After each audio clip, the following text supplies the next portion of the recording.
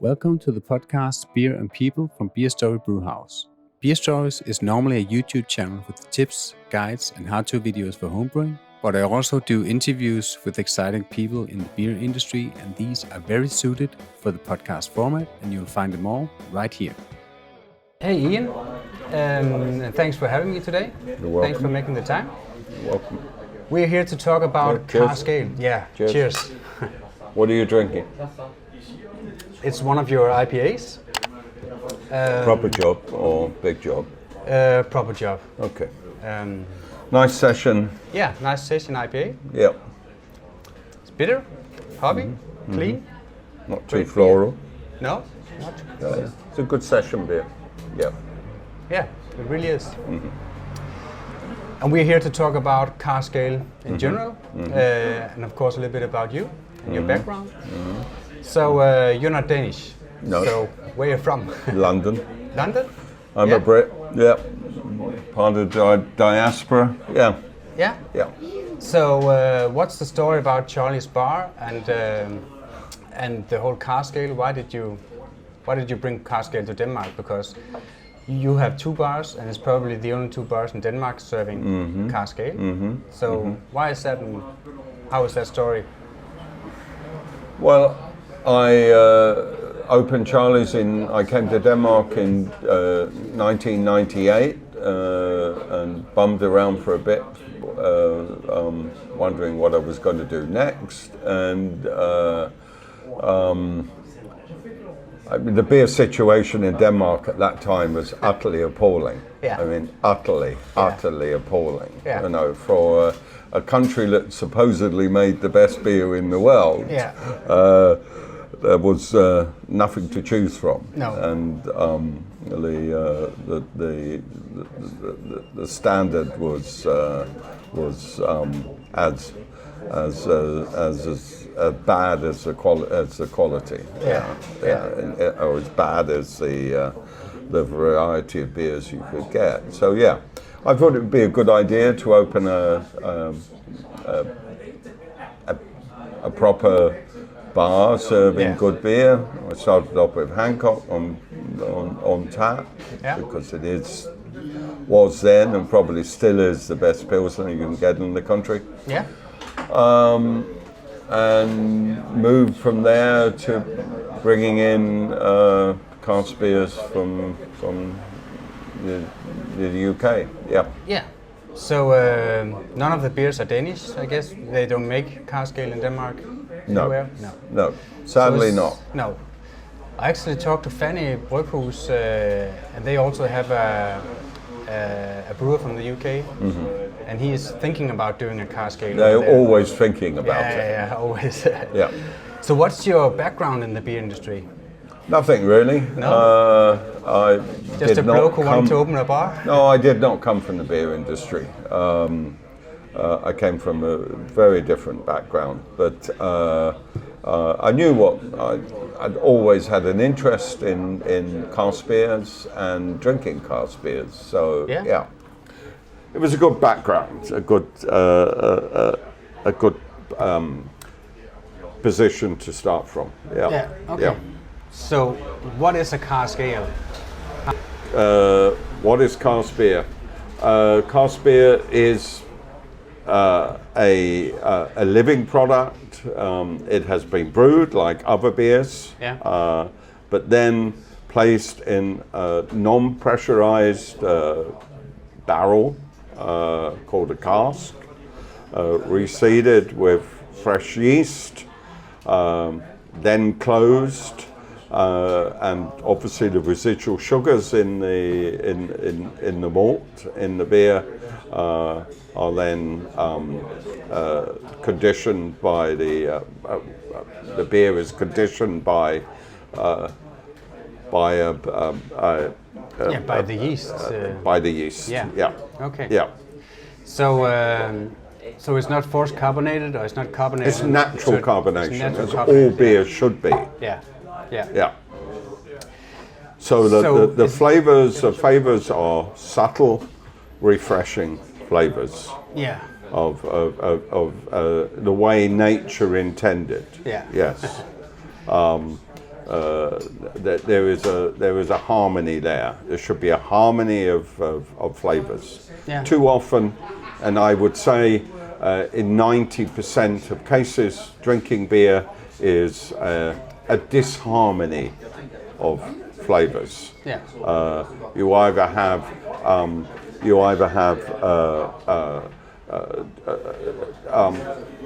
too many flavors in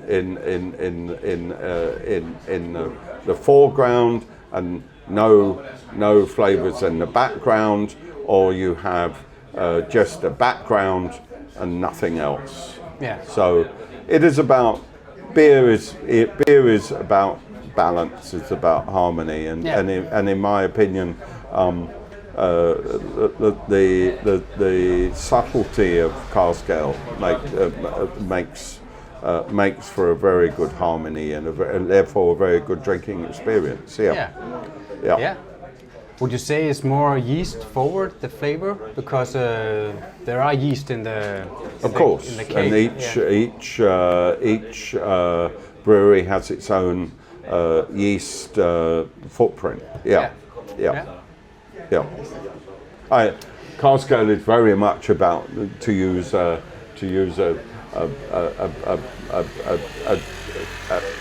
trendy word. Cask ale is about terroir. Yeah. About the origin of the brew, of that particular brew. Yeah.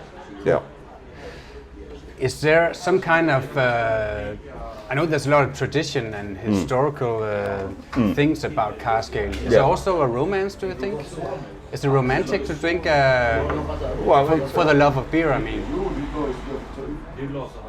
I think as cask ale is dying, of course, of course there is a romance about it, because it represents an old world, an old dying world, compared to a money-focused commercial world, which is what craft brewing is all about. I'm an enemy of craft brewing. Craft brewing is about in the commercial money. sense. Craft brewing is keg beer through the back door. Simple as that. Craft brewing is about money and money alone, and cask beer is about beer, but also a lifestyle which is at variance with craft brewing, which is why cask beer is dying. And along with the pubs that serve it. The pubs are dying. Cask beer has a symbiotic relationship with pubs. Exactly. The two go together. Exactly. As bread and butter You can't get go cask beer together. on bottles. Exactly. Well, you can get bottle conditioned beers, but it's not the same. No. Essentially, cask beer is meant to be served in a pub as a fresh, living product. Exactly. Looked after, obviously, by people who care and love beer and appreciate other people drinking the product that they have cared for. Because exactly. So when I do research or just learning about beer, and every time I come around cask ales, there's this whole tradition, historical thing about it, but there's also a craft to it. Just the way you pour it, the way you take care of the casks. I think the word craft it's the most abused word in the English language. So I care not to even use it any longer. So what would you call it? I would call it, what would respect I call to it? The is there another word for it? I don't know. But respect for the beer and how to treat it. The word has been abused, and so it has been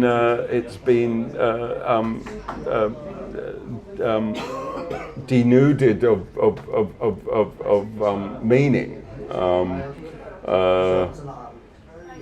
I would just prefer to call it a cask beer. I mean, the meaning is in the term. Yeah. You really can't make cask beer on a huge scale any longer because the large breweries, the large beer factories are not committed to it any longer. So it is very much a small locally produced product. Yeah. Sadly, not produced in Denmark. No. And the reason it isn't produced in Denmark is quite simply there are very few pubs that are capable of looking after it. Yeah. Exactly. Most bars in Denmark are only concerned about one thing, making money and nothing else. No.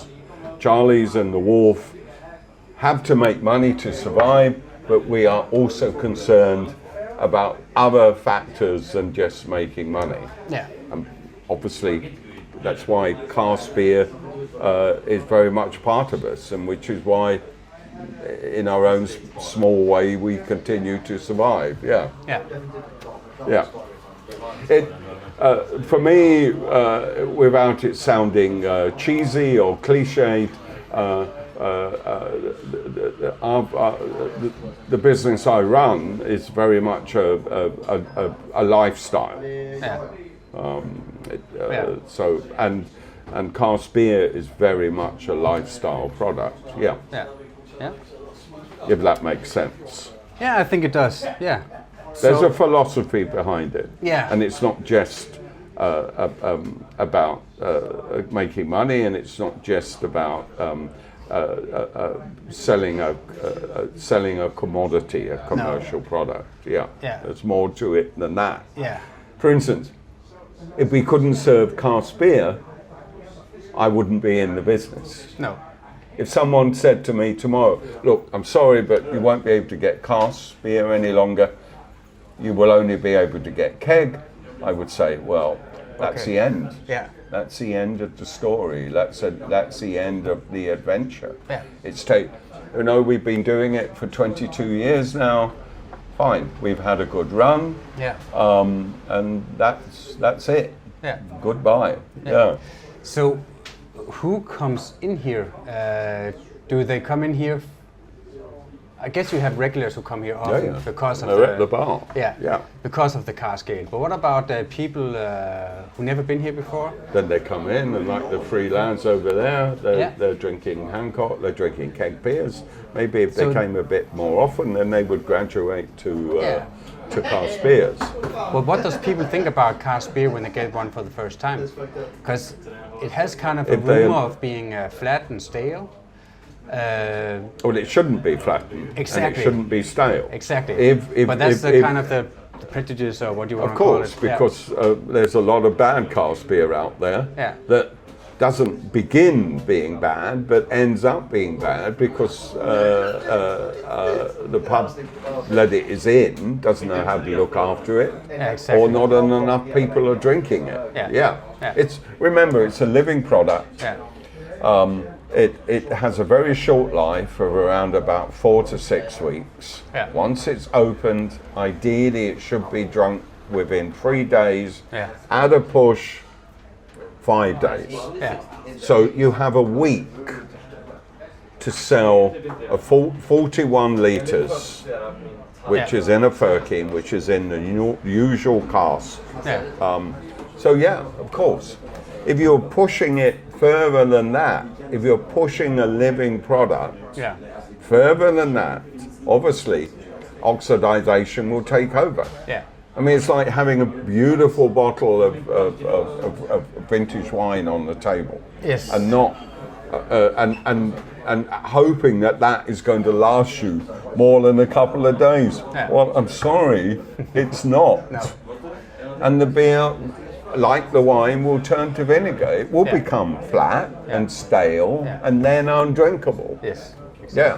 Luckily, we don't have that problem, because we have enough people who are in love with cask ale, because once you get a taste for real beer, once you get a taste for it, it's very difficult to go back to keg, in parenthesis, craft beer. Yeah. Because it's a very different drinking experience. Yeah.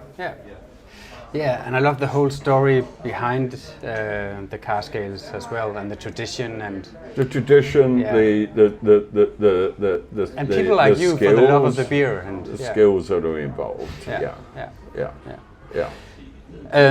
So how is a cask ale or cask beer poured the right way?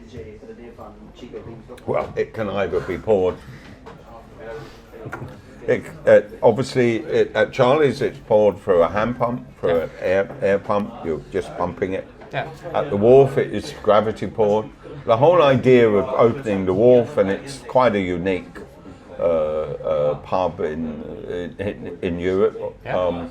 They are behind the bar in their own cask coolers.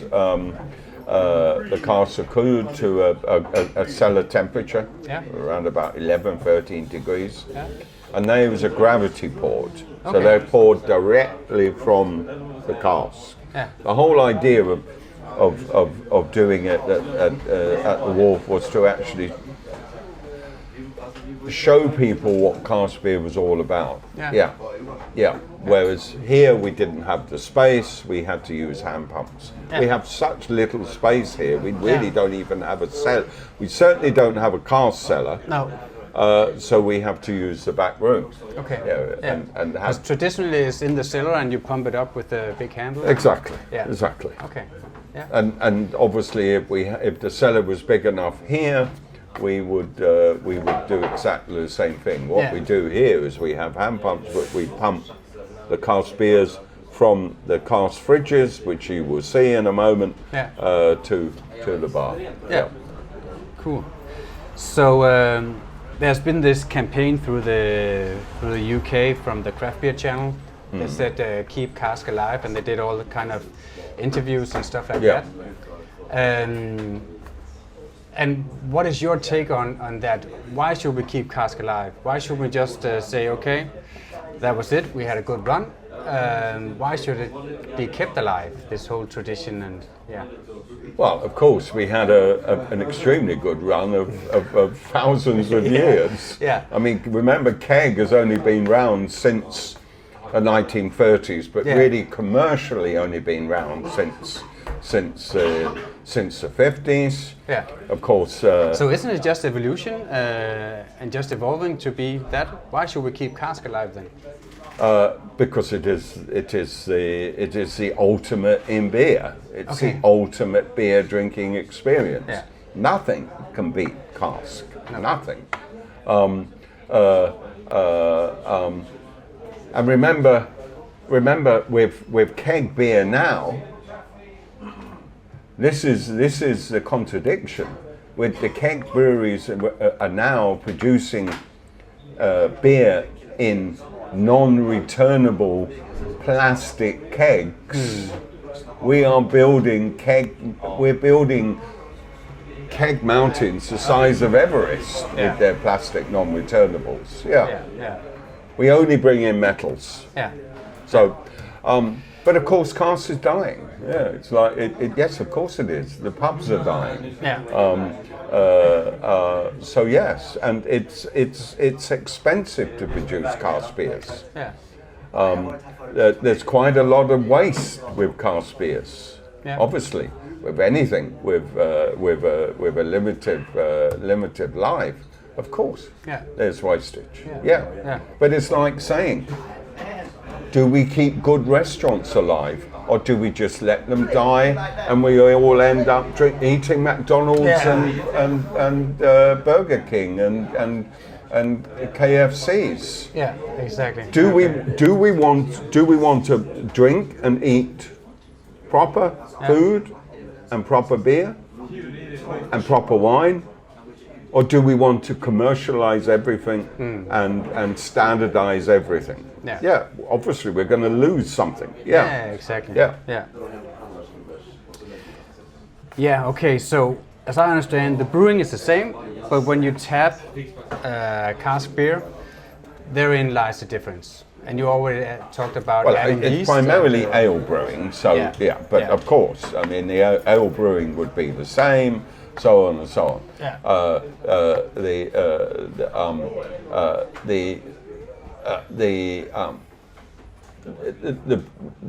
The brewing period is around about 7 days, and it will be put into a cask, matured. Is it maturing in the cask, or it's matured in the cask? It's matured in the cask. Second conditioning, it is racked usually after around about 7 days, and then undergoes a second conditioning in the cask, or a maturation period in the cask. And again, depending on the beers, obviously most of the beers are session beers, but anywhere between 3% and 5%. Obviously, you can get obviously stronger beers depending on their style, which will be higher in ABV, higher in alcohol, and obviously their maturation period will be longer. But most cask beers are fresh, meant to be drunk fresh. So what are the limits with cask beer? Can you make a double mashed imperial stout and put it in a cask, or New England IPA? Or are there any limits to it, or is it just the breweries that really doesn't have that broad There's no limit selection to what you can do in cask beer. No. There's nothing new in the brewing world. No. Nothing new whatsoever. Our forefathers were doing exactly what they're doing now 100 years ago or more. There is nothing new at all. All these hipsters think that they're discovering new things. They're not. No. I'm sorry. There may be many more different varietals of hops around, but still the hop bill or the malt bill in the old days were still eye-wateringly big. So no, I don't think we're doing anything particularly new. The only difference is that sadly most of the breweries are kegging it. So that's the main difference. That is the big difference, because they're sending it to bars and not pubs. That is the big difference. That is the big difference. It's the difference between a proper restaurant producing excellent food or sending it to a fast food joint. And most bars today are fast food joints. That's what they are. Quick in, quick out. But the reason for our success, this tiny little hole in the wall here, is we're not a fast food joint, and we try to serve our cask beers in the best way we can, or at their best, And because we have sufficient enough people coming in, it can be done. We can keep it young and fresh and not stale and not flat. Exactly. It tastes great. Nothing wrong. There's nothing worse than a stale oxidized beer. It's just the same as there's nothing worse than a good meal that has gone cold. Exactly. And been laying around. So you started Charlie's 22 years ago. How has the selection of beers you could get to for serving in casks? How has that changed from then to now? It's got less and less. Less and less? We've been going backwards. And obviously Brexit has not helped. It's much more difficult now. I guess. And because Danish microbreweries don't want to do casks, because it is expensive to do casks, and because no one is interested in doing cask. Yeah, of course, if they were interested, they would do it. But if you have the only 2 bars in Denmark serving cask, exactly, because the others want to run fast food restaurants. Yeah. What they're interested in is just doing things simply. Yeah. Okay, that's what they're interested in. Yeah. Fine. Okay. Yeah. Fine. But you keep doing it the right way. We keep doing it the right way, and for as long as we can, we will continue doing it the right way. Yeah. And bring a lot of pleasure to those men and women who appreciate what will be as should be. Yeah. And of course, you know, there's sufficient enough young people who also appreciate what real beer drinking is all about, and they provide the next generation of cask ale drinkers. Yeah, but let's hope they will keep cask alive for many years then. Yeah, but I think the future is not particularly rosy. I think it's probably I think it's probably